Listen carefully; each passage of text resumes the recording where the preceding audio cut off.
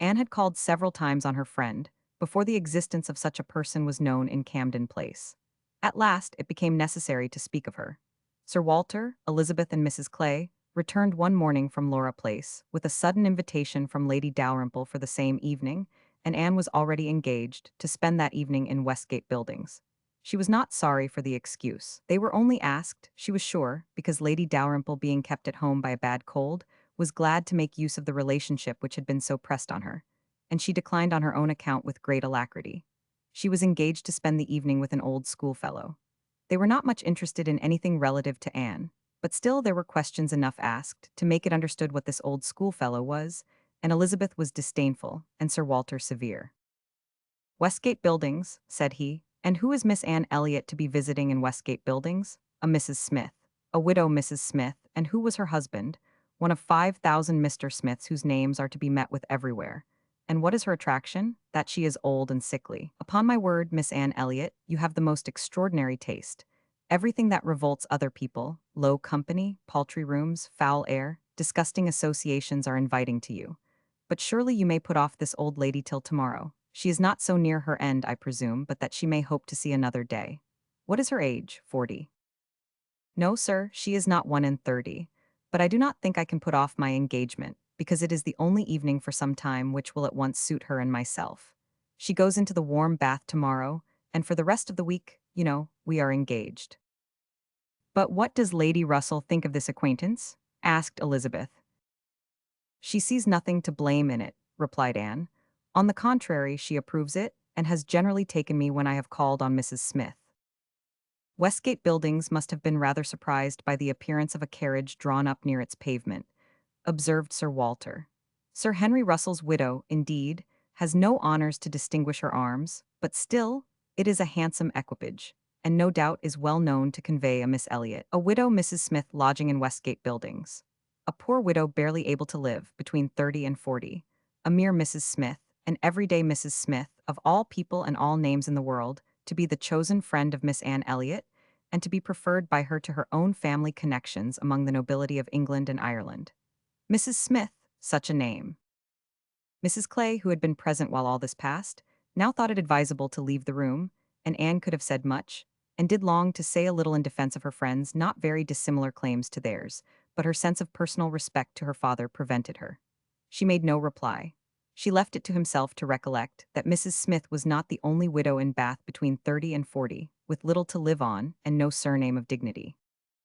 Anne kept her appointment, the others kept theirs, and of course she heard the next morning that they had had a delightful evening. She had been the only one of the set absent, for Sir Walter and Elizabeth had not only been quite at her ladyship's service themselves, but had actually been happy to be employed by her in collecting others, and had been at the trouble of inviting both Lady Russell and Mr. Elliot, and Mr. Elliot had made a point of leaving Colonel Wally's early, and Lady Russell had fresh arranged all her evening engagements in order to wait on her.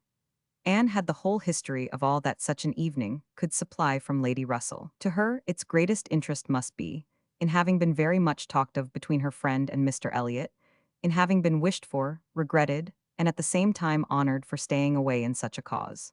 Her kind, compassionate visits to this old schoolfellow, sick and reduced, seemed to have quite delighted Mr. Elliot. He thought her a most extraordinary young woman, in her temper, manners, mind, a model of female excellence.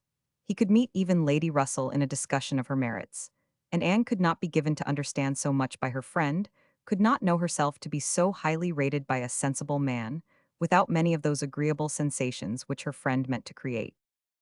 Lady Russell was now perfectly decided in her opinion of Mr. Elliot. She was as much convinced of his meaning to gain Anne in time as of his deserving her, and was beginning to calculate the number of weeks which would free him from all the remaining restraints of widowhood, and leave him at liberty to exert his most open powers of pleasing. She would not speak to Anne with half the certainty she felt on the subject. She would venture on little more than hints of what might be hereafter, of a possible attachment on his side, of the desirableness of the alliance, supposing such attachment to be real and returned. Anne heard her, and made no violent exclamations. She only smiled, blushed, and gently shook her head. "I am no matchmaker, as you well know," said Lady Russell, being much too well aware of the uncertainty of all human events and calculations. "I only mean that if Mr. Elliot should some time hence pay his addresses to you, and if you should be disposed to accept him, I think there would be every possibility of your being happy together. A most suitable connection, everybody must consider it, but I think it might be a very happy one. Mr. Elliot is an exceedingly agreeable man, and in many respects I think highly of him, said Anne, but we should not suit. Lady Russell let this pass, and only said in rejoinder, I own that to be able to regard you as the future mistress of Kellynch, the future Lady Elliot, to look forward and see you occupying your dear mother's place, succeeding to all her rights and all her popularity, as well as to all her virtues, would be the highest possible gratification to me. You are your mother's self in countenance and disposition, and if I might be allowed to fancy you such as she was, in situation and name, and home, presiding and blessing in the same spot, and only superior to her in being more highly valued. My dearest Anne, it would give me more delight than is often felt at my time of life. Anne was obliged to turn away, to rise, to walk to a distant table, and leaning there in pretended employment, try to subdue the feelings this picture excited. For a few moments her imagination and her heart were bewitched. The idea of becoming what her mother had been, of having the precious name of Lady Elliot first revived in herself, of being restored to Kellynch, calling it her home again, her home forever, was a charm which she could not immediately resist. Lady Russell said not another word, willing to leave the matter to its own operation, and believing that, could Mr. Elliot at that moment with propriety have spoken for himself? She believed, in short, what Anne did not believe. The same image of Mr. Elliot speaking for himself brought Anne to composure again. The charm of Kellynch and of Lady Elliot all faded away. She never could accept him. And it was not only that her feelings were still adverse to any man save one. Her judgment, on a serious consideration of the possibilities of such a case, was against Mr. Elliot. Though they had now been acquainted a month, she could not be satisfied that she really knew his character. That he was a sensible man, an agreeable man, that he talked well, professed good opinions, seemed to judge properly and as a man of principle, this was all clear enough. He certainly knew what was right, nor could she fix on any one article of moral duty evidently transgressed, but yet she would have been afraid to answer for his conduct. She distrusted the past, if not the present. The names which occasionally dropped of former associates, the allusions to former practices and pursuits, suggested suspicions not favorable of what he had been. She saw that there had been bad habits, that Sunday traveling had been a common thing, that there had been a period of his life, and probably not a short one, when he had been, at least, careless in all serious matters. And though he might now think very differently, who could answer for the true sentiments of a clever, cautious man, grown old enough to appreciate a fair character? How could it ever be ascertained that his mind was truly cleansed? Mr. Elliot was rational, discreet, polished, but he was not open. There was never any burst of feeling, any warmth of indignation or delight at the evil or good of others. This, to Anne, was a decided imperfection. Her early impressions were incurable. She prized the frank, the open-hearted, the eager character beyond all others. Warmth and enthusiasm did captivate her still. She felt that she could so much more depend upon the sincerity of those who sometimes looked or said a careless or a hasty thing, than of those whose presence of mind never varied, whose tongue never slipped. Mr. Elliot was too generally agreeable. Various as were the tempers in her father's house, he pleased them all. He endured too well, stood too well with every body. He had spoken to her with some degree of openness of Mrs. Clay, had appeared completely to see what Mrs. Clay was about, and to hold her in contempt, and yet Mrs. Clay found him as agreeable as anybody. Lady Russell saw either less or more than her young friend, for she saw nothing to excite distrust. She could not imagine a man more exactly what he ought to be than Mr. Elliot, nor did she ever enjoy a sweeter feeling than the hope of seeing him receive the hand of her beloved Anne in Kellynch Church, in the course of the following autumn. Chapter 18.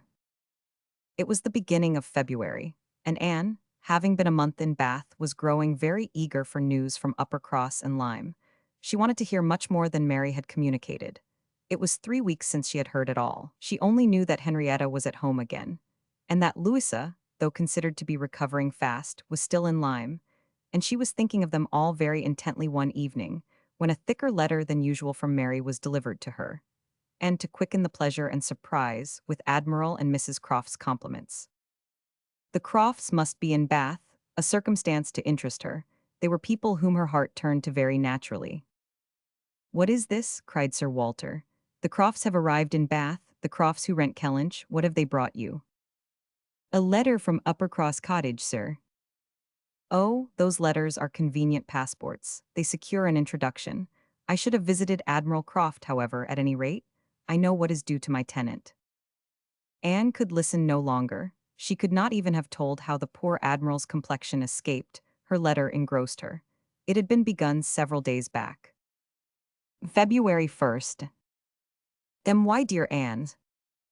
I make no apology for my silence, because I know how little people think of letters in such a place as Bath. You must be a great deal too happy to care for Uppercross, which, as you well know, affords little to write about. We have had a very dull Christmas. Mr. and Mrs. Musgrove have not had one dinner party all the holidays. I do not reckon the haters as anybody. The holidays, however, are over at last. I believe no children ever had such long ones. I am sure I had not. The house was cleared yesterday, except of the little Harvilles, but you will be surprised to hear they have never gone home. Mrs. Harville must be an odd mother to part with them so long. I do not understand it. They are not at all nice children, in my opinion, but Mrs. Musgrove seems to like them quite as well, if not better, than her grandchildren. What dreadful weather we have had. It may not be felt in Bath, with your nice pavements, but in the country it is of some consequence. I have not had a creature call on me since the second week in January, except Charles Hayter, who had been calling much oftener than was welcome. Between ourselves, I think it a great pity Henrietta did not remain at Lyme as long as Louisa. It would have kept her a little out of his way. The carriage is gone today, to bring Louisa and the Harvilles tomorrow. We are not asked to dine with them, however, till the day after. Mrs. Musgrove is so afraid of her being fatigued by the journey, which is not very likely, considering the care that will be taken of her, and it would be much more convenient to me to dine there tomorrow. I am glad you find Mr. Elliot so agreeable, and wish I could be acquainted with him too, but I have my usual luck. I am always out of the way when anything desirable is going on, always the last of my family to be noticed. What an immense time Mrs. Clay has been staying with Elizabeth. Does she never mean to go away? But perhaps if she were to leave the room vacant, we might not be invited. Let me know what you think of this. I do not expect my children to be asked, you know. I can leave them at the great house very well for a month or 6 weeks. I have this moment heard that the Crofts are going to Bath almost immediately. They think the Admiral gouty. Charles heard it quite by chance. They have not had the civility to give me any notice, or of offering to take anything. I do not think they improve at all as neighbors. We see nothing of them, and this is really an instance of gross inattention. Charles joins me in love and everything proper. Yours affectionately, Mary 1000. I am sorry to say that I am very far from well, and Jemima has just told me that the butcher says there is a bad sore throat very much about. I dare say I shall catch it, and my sore throats, you know, are always worse than anybody's. So ended the first part, which had been afterwards put into an envelope, containing nearly as much more. I kept my letter open, that I might send you word how Louisa bore her journey, and now I am extremely glad I did, having a great deal to add. In the first place, I had a note from Mrs. Croft yesterday, offering to convey anything to you. A very kind, friendly note indeed, addressed to me, just as it ought. I shall therefore be able to make my letter as long as I like. The Admiral does not seem very ill, and I sincerely hope Bath will do him all the good he wants. I shall be truly glad to have them back again. Our neighborhood cannot spare such a pleasant family. But now for Louisa. I have something to communicate that will astonish you not a little. She and the Harvilles came on Tuesday very safely, and in the evening we went to ask her how she did, when we were rather surprised not to find Captain Benwick of the party, for he had been invited as well as the Harvilles. And what do you think was the reason? Neither more nor less than his being in love with Louisa, and not choosing to venture to Uppercross till he had had an answer from Mr. Musgrove, for it was all settled between him and her before she came away, and he had written to her father by Captain Harville. True, upon my honor. Are not you astonished? I shall be surprised at least if you ever received a hint of it, for I never did. Mrs. Musgrove protests solemnly that she knew nothing of the matter. We are all very well pleased, however, for though it is not equal to her marrying Captain Wentworth, it is infinitely better than Charles Hayter, and Mr. Musgrove has written his consent, and Captain Benwick is expected today. Mrs. Harville says her husband feels a good deal on his poor sister's account, but however, Louisa is a great favorite with both. Indeed, Mrs. Harville and I quite agree that we love her the better for having nursed her. Charles wonders what Captain Wentworth will say, but if you remember, I never thought him attached to Louisa. I never could see anything of it. And this is the end, you see, of Captain Benwick's being supposed to be an admirer of yours. How Charles could take such a thing into his head was always incomprehensible to me. I hope he will be more agreeable now. Certainly not a great match for Louisa Musgrove, but a million times better than marrying among the haters. Mary need not have feared her sisters being in any degree prepared for the news. She had never in her life been more astonished. Captain Benwick and Louisa Musgrove.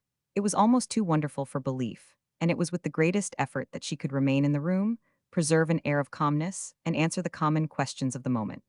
Happily for her, they were not many.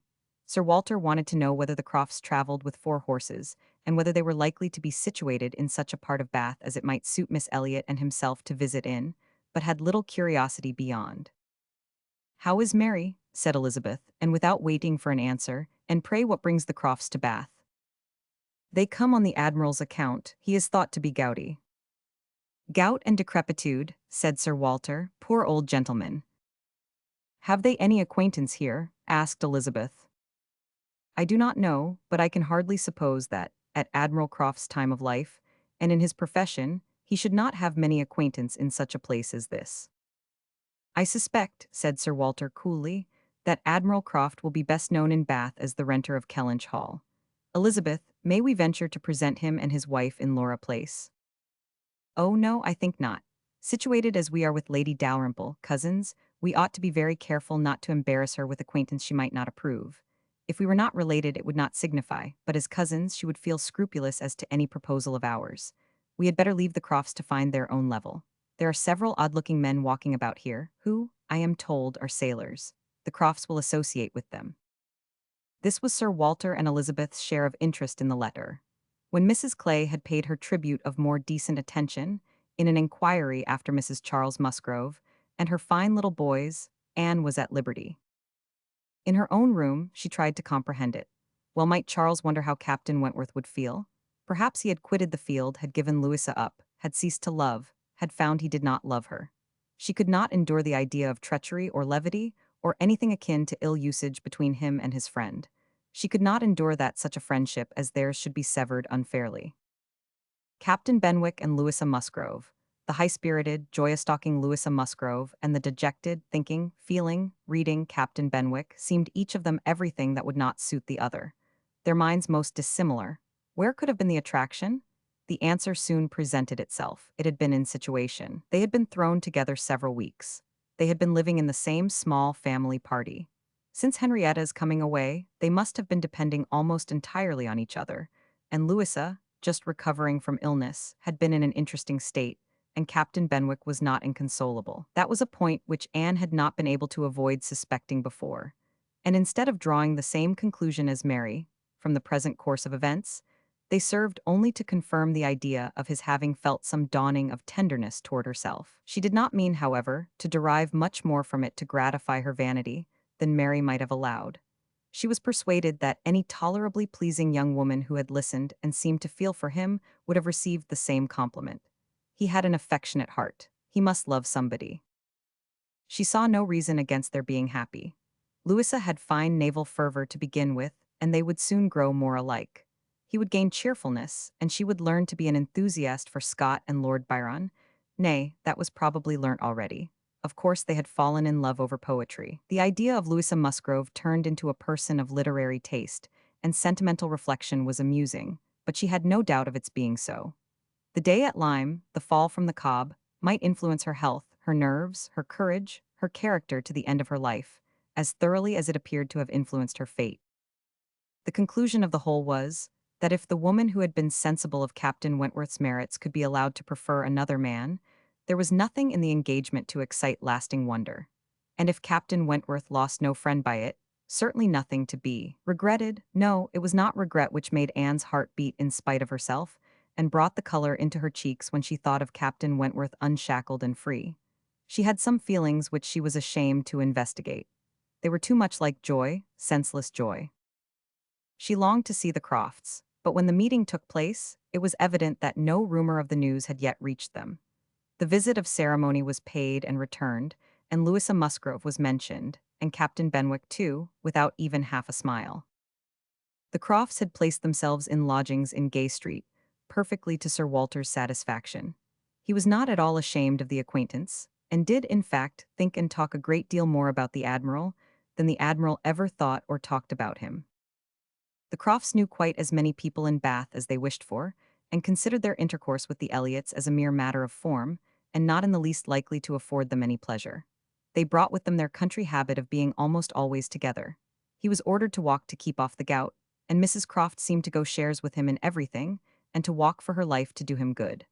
Anne saw them wherever she went. Lady Russell took her out in her carriage almost every morning, and she never failed to think of them, and never failed to see them. Knowing their feelings as she did, it was a most attractive picture of happiness to her. She always watched them as long as she could, delighted to fancy she understood what they might be talking of, as they walked along in happy independence, or equally delighted to see the Admiral's hearty shake of the hand when he encountered an old friend, and observed their eagerness of conversation when occasionally forming into a little knot of the Navy, Mrs. Croft looking as intelligent and keen as any of the officers around her. Anne was too much engaged with Lady Russell to be often walking herself. But it so happened that one morning, about a week or 10 days after the Crofts' arrival, it suited her best to leave her friend, or her friend's carriage, in the lower part of the town, and return alone to Camden Place. And in walking up Milsom Street, she had the good fortune to meet with the Admiral. He was standing by himself at a print shop window, with his hands behind him, in earnest contemplation of some print, and she not only might have passed him unseen, but was obliged to touch as well as address him before she could catch his notice. When he did perceive and acknowledge her, however, it was done with all his usual frankness and good humor. "Ha, is it you? Thank you, thank you. This is treating me like a friend. Here I am, you see, staring at a picture. I can never get by this shop without stopping. But what a thing here is, by way of a boat, do look at it. Did you ever see the like? What queer fellows your fine painters must be. To think that anybody would venture their lives in such a shapeless old cockleshell as that, and yet here are two gentlemen stuck up in it mightily at their ease, and looking about them at the rocks and mountains, as if they were not to be upset the next moment, which they certainly must be. I wonder where that boat was built." Laughing heartily, "I would not venture over a horsepond in it. Well, turning away, now where are you bound? Can I go anywhere for you or with you? Can I be of any use?" "None, I thank you, unless you will give me the pleasure of your company the little way our road lies together. I am going home." "That I will, with all my heart, and farther, too. Yes, yes, we will have a snug walk together, and I have something to tell you as we go along. There, take my arm, that's right. I do not feel comfortable if I have not a woman there. Lord, what a boat it is." Taking a last look at the picture as they began to be in motion. "Did you say that you had something to tell me, sir?" "Yes, I have presently, but here comes a friend, Captain Brigden. I shall only say, 'How d'ye do?' As we pass, however, I shall not stop. 'How d'ye do?' Brigden stares to see anybody with me but my wife. She, poor soul, is tied by the leg. She has a blister on one of her heels as large as a 3-shilling piece. If you look across the street, you will see Admiral Brand coming down and his brother. Shabby fellows, both of them. I am glad they are not on this side of the way. Sophie cannot bear them. They played me a pitiful trick once, got away with some of my best men. I will tell you the whole story another time. There comes old Sir Archibald Drew and his grandson. Look, he sees us, he kisses his hand to you, he takes you for my wife. Ah, the peace has come too soon for that younker. Poor old Sir Archibald. How do you like Bath, Miss Elliot? It suits us very well. We are always meeting with some old friend or other. The street's full of them every morning, sure to have plenty of chat. And then we get away from them all and shut ourselves in our lodgings and draw in our chairs, and are as snug as if we were at Kellynch, aye, or as we used to be even at North Yarmouth and Deal. We do not like our lodgings here the worse, I can tell you, for putting us in mind of those we first had at North Yarmouth. The wind blows through one of the cupboards just in the same way." When they were got a little farther, Anne ventured to press again for what he had to communicate.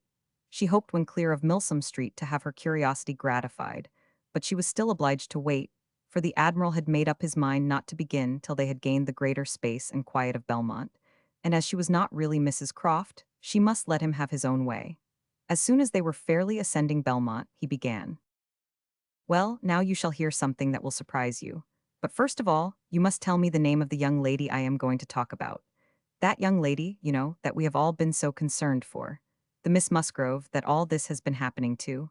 Her Christian name, I always forget her Christian name." Anne had been ashamed to appear to comprehend so soon as she really did, but now she could safely suggest the name of Louisa. I, Miss Lucia Musgrove, that is the name. I wish young ladies had not such a number of fine Christian names. I should never be out if they were all Sophies or something of that sort. Well, this Miss Louisa, we all thought, you know, was to marry Frederick. He was courting her week after week. The only wonder was what they could be waiting for till the business at Lyme came. Then, indeed, it was clear enough that they must wait till her brain was set to right. But even then there was something odd in their way of going on. Instead of staying at Lyme, he went off to Plymouth, and then he went off to see Edward. When we came back from Minehead, he was gone down to Edward S., and there he has been ever since. We have seen nothing of him since November. Even Sophie could not understand it. But now, the matter has taken the strangest turn of all.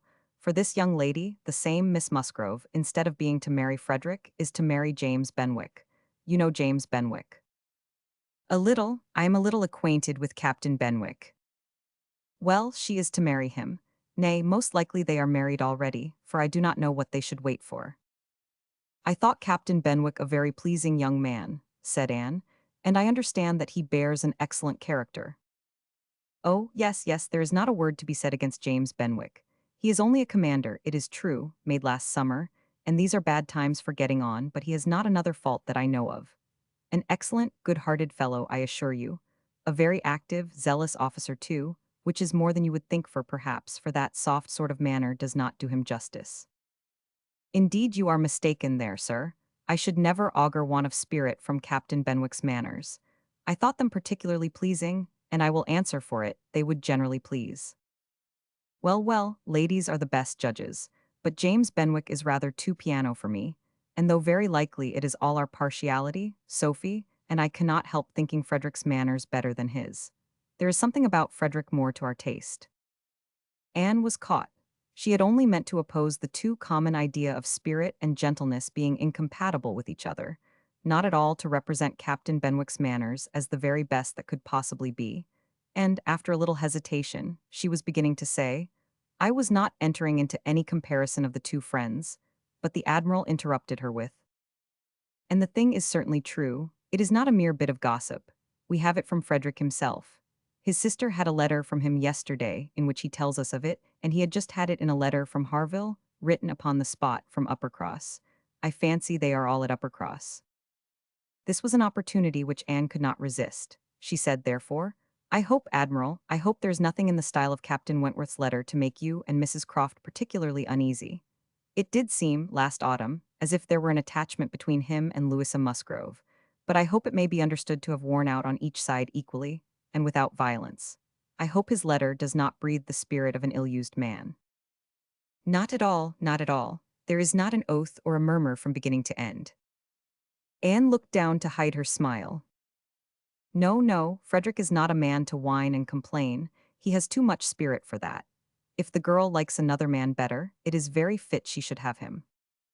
Certainly, but what I mean is, that I hope there is nothing in Captain Wentworth's manner of writing to make you suppose he thinks himself ill-used by his friend, which might appear, without its being absolutely said. I should be very sorry that such a friendship as has subsisted between him and Captain Benwick should be destroyed, or even wounded, by a circumstance of this sort. Yes, yes, I understand you, but there is nothing at all of that nature in the letter. He does not give the least fling at Benwick, does not so much as say, I wonder at it, I have a reason of my own for wondering at it. No, you would not guess from his way of writing that he had ever thought of this Miss-what's-her-name? For himself. He very handsomely hopes they will be happy together, and there is nothing very unforgiving in that, I think.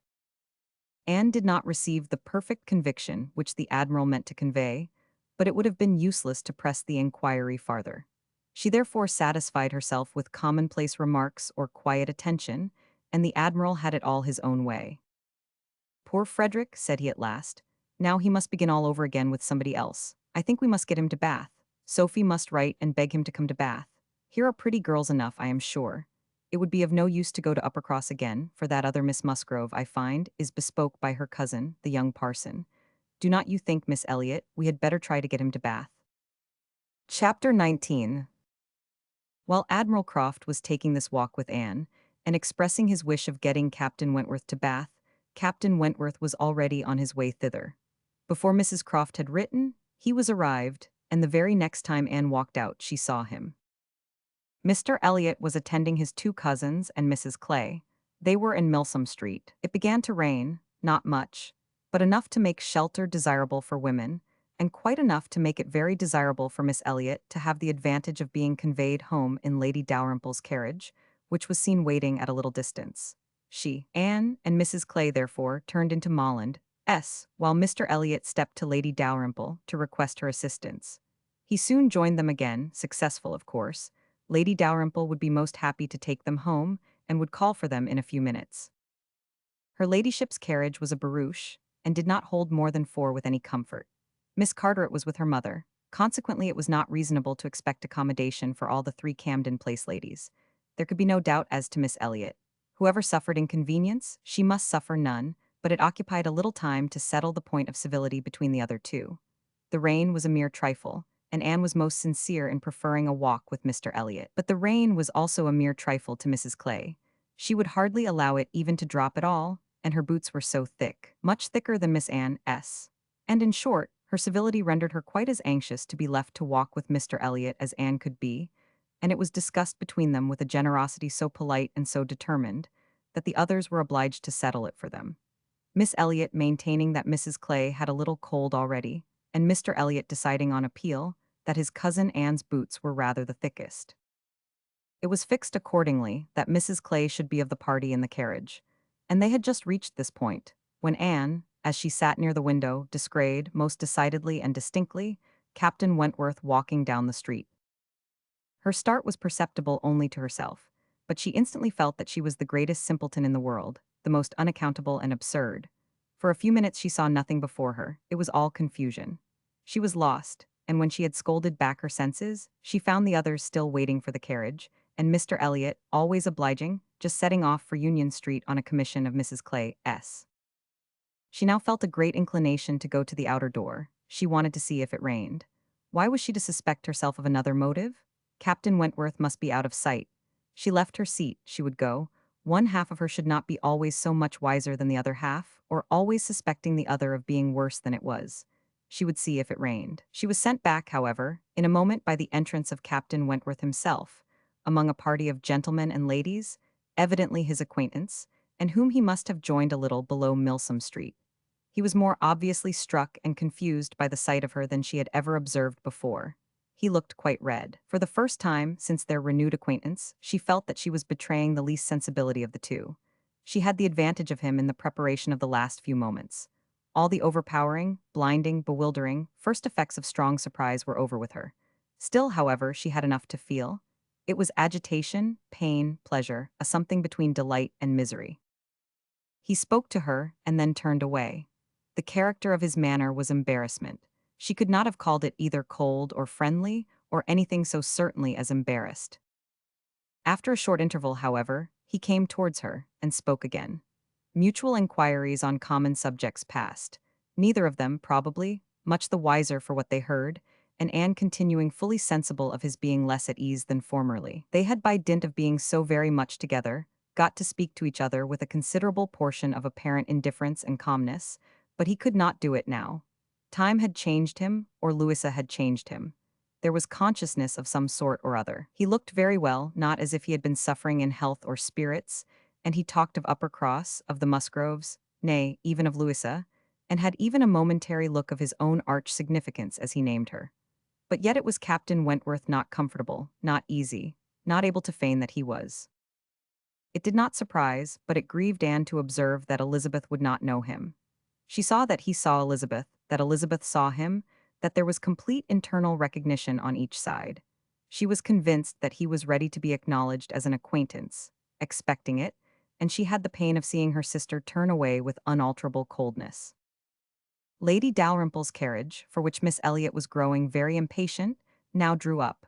The servant came in to announce it. It was beginning to rain again, and altogether there was a delay, and a bustle, and a talking, which must make all the little crowd in the shop understand that Lady Dalrymple was calling to convey Miss Elliot. At last Miss Elliot and her friend, unattended but by the servant, for there was no cousin returned, were walking off, and Captain Wentworth, watching them, turned again to Anne, and by manner, rather than words, was offering his services to her. "I am much obliged to you," was her answer, "but I am not going with them. The carriage would not accommodate so many. I prefer walking." "But it rains." "Oh, very little, nothing that I regard." After a moment's pause he said, "Though I came only yesterday, I have equipped myself properly for Bath already, you see," pointing to a new umbrella. "I wish you would make use of it, if you're determined to walk, though I think it would be more prudent to let me get you a chair." She was very much obliged to him, but declined it all, repeating her conviction that the rain would come to nothing at present, and adding, "I am only waiting for Mr. Elliot. He will be here in a moment, I am sure." She had hardly spoken the words when Mr. Elliot walked in. Captain Wentworth recollected him perfectly.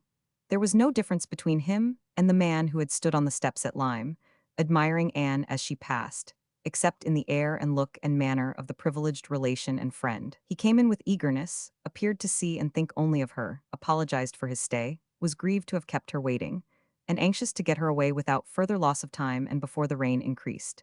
And in another moment they walked off together, her arm under his, a gentle and embarrassed glance and a good morning to you, being all that she had time for as she passed away. As soon as they were out of sight, the ladies of Captain Wentworth's party began talking of them. Mr. Elliot does not dislike his cousin, I fancy. Oh, no, that is clear enough. One can guess what will happen there. He is always with them, half lives in the family, I believe. What a very good-looking man. Yes, and Miss Atkinson, who dined with him once at the Wallises, says he is the most agreeable man she ever was in company with. She is pretty, I think, Anne Elliot, very pretty when one comes to look at her. It is not the fashion to say so, but I confess I admire her more than her sister. Oh, so do I. And so do I, no comparison, but the men are all wild after Miss Elliot. Anne is too delicate for them. Anne would have been particularly obliged to her cousin if he would have walked by her side all the way to Camden Place, without saying a word. She had never found it so difficult to listen to him, though nothing could exceed his solicitude and care, and though his subjects were principally such as were wont to be always interesting. Praise, warm, just, and discriminating, of Lady Russell, and insinuations, highly rational against Mrs. Clay, but just now she could think only of Captain Wentworth. She could not understand his present feelings, whether he were really suffering much from disappointment or not. Until that point were settled, she could not be quite herself. She hoped to be wise and reasonable in time, but alas, alas, she must confess to herself that she was not wise yet. Another circumstance very essential for her to know was how long he meant to be in Bath. He had not mentioned it, or she could not recollect it. He might be only passing through, but it was more probable that he should be come to stay. In that case, so liable as every body was to meet every body in Bath, Lady Russell would in all likelihood see him somewhere. Would she recollect him? How would it all be? She had already been obliged to tell Lady Russell that Louisa Musgrove was to marry Captain Benwick. It had cost her something to encounter Lady Russell's surprise, and now, if she were by any chance to be thrown into company with Captain Wentworth, her imperfect knowledge of the matter might add another shade of prejudice against him. The following morning Anne was out with her friend, and for the first hour, in an incessant and fearful sort of watch for him in vain. But at last, in returning down Pulteney Street, she distinguished him on the right-hand pavement at such a distance as to have him in view the greater part of the street. There were many other men about him, many groups walking the same way, but there was no mistaking him. She looked instinctively at Lady Russell, but not from any mad idea of her recognizing him so soon as she did herself. No, it was not to be supposed that Lady Russell would perceive him till they were nearly opposite. She looked at her, however, from time to time, anxiously, and when the moment approached which must point him out, though not daring to look again, for her own countenance she knew was unfit to be seen, she was yet perfectly conscious of Lady Russell's eyes being turned exactly in the direction for him, of her being, in short, intently observing him. She could thoroughly comprehend the sort of fascination he must possess over Lady Russell's mind, the difficulty it must be for her to withdraw her eyes, the astonishment she must be feeling that 8 or 9 years should have passed over him, and in foreign climes and in active service too, without robbing him of one personal grace. At last Lady Russell drew back her head. Now, how would she speak of him? "You will wonder," said she, "what has been fixing my eye so long, but I was looking after some window curtains, which Lady Alicia and Mrs. Frankland were telling me of last night. They described the drawing-room window curtains of one of the houses on this side of the way, and this part of the street, as being the handsomest and best hung of any in Bath, but could not recollect the exact number, and I have been trying to find out which it could be. But I confess I can see no curtains hereabouts that answer their description." Anne sighed and blushed and smiled, in pity and disdain, either at her friend or herself. The part which provoked her most was that in all this waste of foresight and caution, she should have lost the right moment for seeing whether he saw them. A day or two passed without producing anything. The theatre or the rooms, where he was most likely to be, were not fashionable enough for the Elliots, whose evening amusements were solely in the elegant stupidity of private parties, in which they were getting more and more engaged. And Anne, wearied of such a state of stagnation, sick of knowing nothing, and fancying herself stronger because her strength was not tried, was quite impatient for the concert evening. It was a concert for the benefit of a person patronized by Lady Dalrymple. Of course they must attend. It was really expected to be a good one, and Captain Wentworth was very fond of music. If she could only have a few minutes' conversation with him again, she fancied she should be satisfied. And as to the power of addressing him, she felt all over courage if the opportunity occurred. Elizabeth had turned from him. Lady Russell overlooked him. Her nerves were strengthened by these circumstances. She felt that she owed him attention.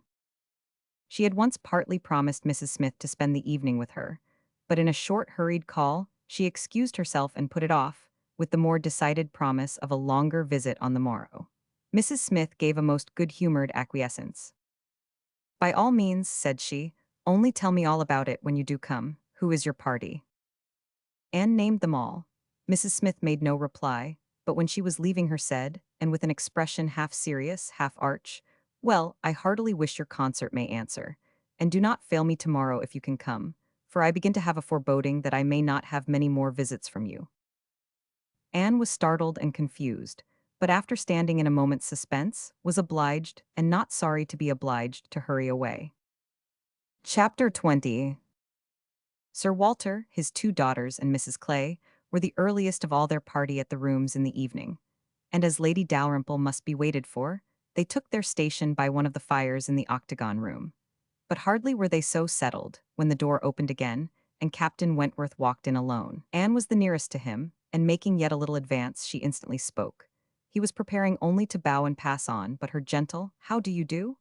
brought him out of the straight line to stand near her and make inquiries in return, in spite of the formidable father and sister in the background. Their being in the background was a support to Anne. She knew nothing of their looks and felt equal to everything which she believed right to be done. While they were speaking, a whispering between her father and Elizabeth caught her ear. She could not distinguish, but she must guess the subject. And on Captain Wentworth's making a distant bow, she comprehended that her father had judged so well as to give him that simple acknowledgment of acquaintance, and she was just in time by a side glance to see a slight curtsy from Elizabeth herself. This, though late and reluctant and ungracious, was yet better than nothing, and her spirits improved. After talking, however, of the weather and Bath and the concert, their conversation began to flag, and so little was said at last that she was expecting him to go every moment, but he did not. He seemed in no hurry to leave her, and presently, with renewed spirit, with a little smile, a little glow, he said, "I have hardly seen you since our day at Lyme. I am afraid you must have suffered from the shock, and the more from its not overpowering you at the time." She assured him that she had not. "It was a frightful hour," said he, "a frightful day," and he passed his hand across his eyes, as if the remembrance were still too painful, but in a moment, half smiling again, added, "The day has produced some effects, however, has had some consequences which must be considered as the very reverse of frightful. When you had the presence of mind to suggest that Benwick would be the properest person to fetch a surgeon, you could have little idea of his being eventually one of those most concerned in her recovery." "Certainly I could have none, but it appears, I should hope it would be a very happy match. There are on both sides good principles and good temper." "Yes," said he, looking not exactly forward, "but there, I think, ends the resemblance. With all my soul I wish them happy, and rejoice over every circumstance in favor of it. They have no difficulties to contend with at home, no opposition, no caprice, no delays. The Musgroves are behaving like themselves, most honorably and kindly, only anxious with true parental hearts to promote their daughter's comfort. All this is much, very much in favor of their happiness, more than perhaps—" He stopped. A sudden recollection seemed to occur, and to give him some taste of that emotion which was reddening Anne's cheeks and fixing her eyes on the ground. After clearing his throat, however, he proceeded thus: "I confess that I do think there is a disparity, too great a disparity, and in a point no less essential than mind. I regard Louisa Musgrove as a very amiable, sweet-tempered girl, and not deficient in understanding, but Benwick is something more. He is a clever man, a reading man, and I confess that I do consider his attaching himself to her with some surprise. Had it been the effect of gratitude, had he learnt to love her, because he believed her to be preferring him, it would have been another thing.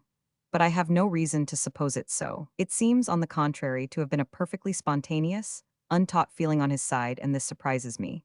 A man like him, in his situation, With a heart pierced, wounded, almost broken, Fanny Harville was a very superior creature, and his attachment to her was indeed attachment. A man does not recover from such a devotion of the heart to such a woman. He ought not, he does not.